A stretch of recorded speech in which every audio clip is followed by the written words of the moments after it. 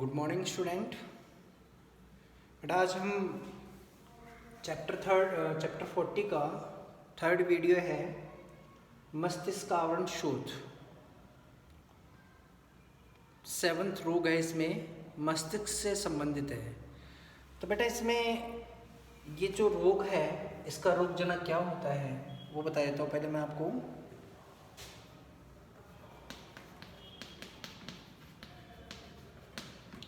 इसका रोगजनक होता है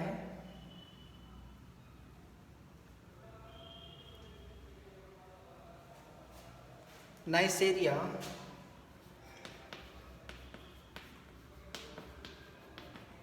मेनिंजाइटिस,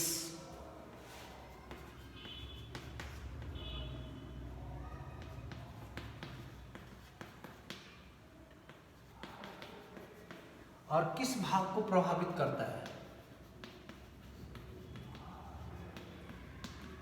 तो ये करता है मस्तिष्क को,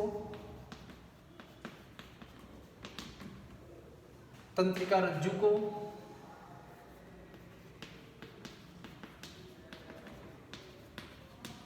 और करता है मस्तिष्क द्रव को।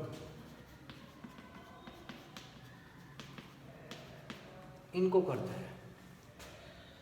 फिर बेटा इसके जो सामान्य लक्षण हैं वो सामान्य लक्षण सुन लीजिए। 4 लक्षण लिखने होते हैं। कौन कौन से हैं? पहला है उल्टी होना, दूसरा है बुखार होना, तीसरा है बेचैनी होना, और इसके अलावा सिर में दर्द होना। तो ये 4 लक्षण होते हैं जो इसमें पाए जाते हैं। किसमें?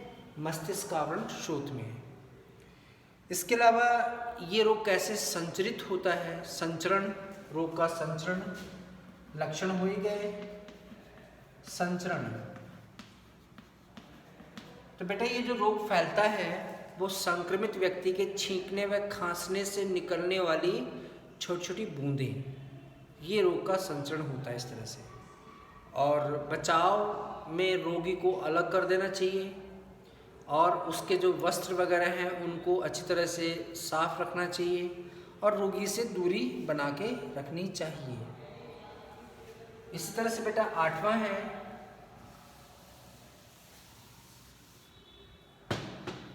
एक है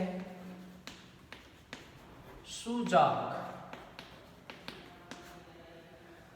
तो सूजाक जो रोग होता है इसका रोगजनक होता है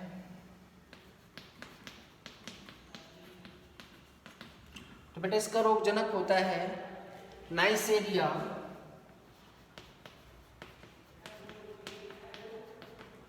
नाइसेरिया गोनेरियाई,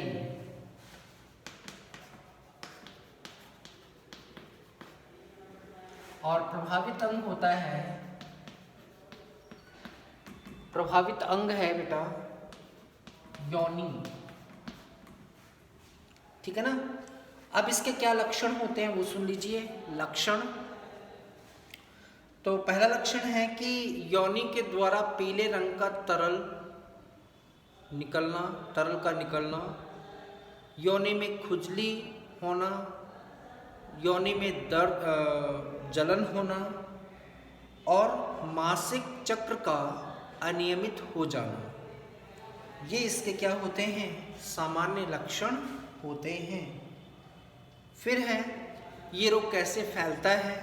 रोग का संचरण, तो रोग का संचरण होता है कि संक्रमित मादा के साथ यौन संबंध स्थापित करने से ये रोग फैलता है। बचाव, तो बेटा इससे हम बच सकते हैं कि संक्रमित जो मादा होती है उससे यौन संबंध नहीं बनाना चाहिए। ठीक है? तो ये हो गया कौन सा? सूजाक। इसके बाद में है नंबर 9 पे है हैजा। हैजा, तो बेटा हैजा का रोगजनक है विब्रियो कॉलेरी, विब्रियो कॉलेरी, और प्रभावित अंग है आंत्र, आंत्र को प्रभावित करता है। और बेटा इसके लक्षण अगर हम देखें तो पहला लक्षण होता है इसका लगातार उल्टी दस्त होते हैं। दूसरा है शरीर में जल की कमी हो जाती है। तीसरा है रोगी का वजन कम हो जाता है। और चौथा है पेशाब भी लगभग बंद हो जाती है। तो ये इसके क्या होते हैं, सामान्य लक्षण होते हैं। और कैसे फैलता है, तो ये रोग फैलता है जल के द्वारा।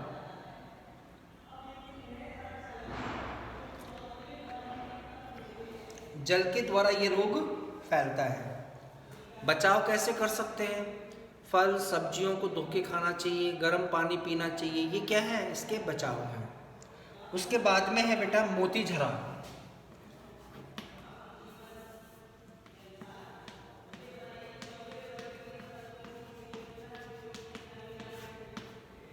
मोतीझरा जिसको हम कहते हैं टाइफाइड कहते हैं। तो इसका रोगजनक जो होता है वो होता है साल्मोनेला टाइफी। साल्मोनेला टाइफी रोगजनक होता है। और किस भाग को प्रभावित करता है, तो ये करता है शरीर के आहरण त्वचा को। किसको प्रभावित करता है, शरीर के त्वचा को प्रभावित करता है। लक्षण क्या होते हैं तो वो ध्यान से सुन लीजिए। पहला लक्षण है सिर दर्द होना। दूसरा है तीव्र ज्वराना मतलब तेज बुखार होना।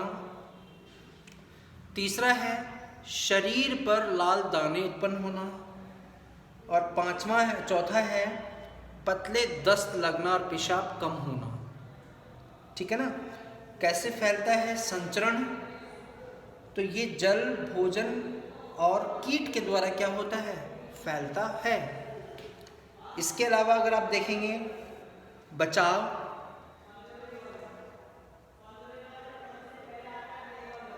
तो ये रोग फैलता है। बचाव कैसे कर सकते हैं, रोगी को अलग करके, है ना, और टीके लगवा के और पानी अधिक पीकर।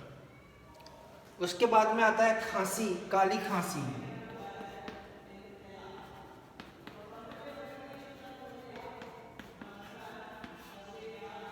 तो काली खांसी का जो रोगजनक होता है वो है बोर्डीटेला पर्टुसिस। बोर्डीटेला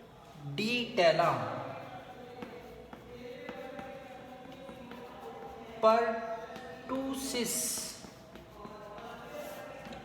बोर्डीटेला पर्टुसिस ये रोगजनक होता है। और ये किसको प्रभावित करता है, तो ये मुख्य रूप से प्रभावित करता है श्वसन तंत्र को करता है, श्वास नलिका वगैरह को प्रभावित करता है। लक्षण क्या होते हैं, तो बेटा तो इसमें तेज जुखाम हो जाता है। नंबर 2 खांसी अधिक आती है। नंबर 3 हल्का बुखार आता है। और नंबर 4 श्वसन क्रिया असामान्य हो जाती है। और कैसे फैलता है, तो छींकने और खांसने से निकलने वाली जो बूंदें होती है ना, उससे ये रोग फैलता है। और बचाव, तो बचाव में हम देखेंगे एक डीपीटी का टीका आता है। इस टीके का उपयोग किया जाता है।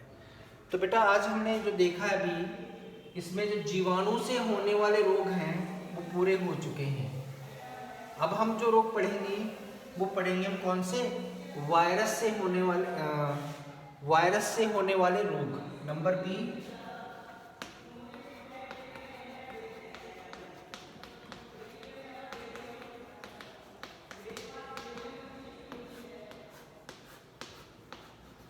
वायरस जनित रोग। और इसमें सबसे पहले हम पढ़ते हैं एड्स। और ये महत्वपूर्ण भी है, तो आप इसको समझिए। तो सबसे पहले तो हम इसका पूरा नाम लिखते हैं, एक्वायर्ड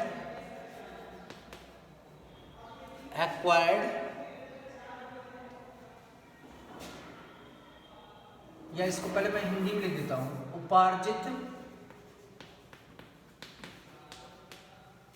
उपार्जित प्रतिरक्षा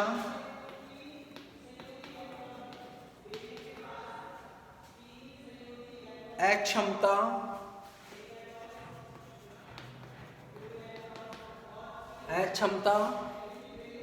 संरक्षण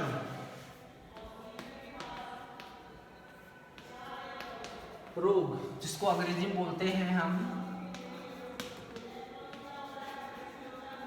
एक्वायर्ड इम्यूनो डेफिशिएंसी सिंड्रोम। तो बेटा इसका जो रोगजनक होता है, ये रोगजनक होता है इसका कौन? HIV, जिसको हम पूरा नाम लिखते हैं ह्यूमन इम्यून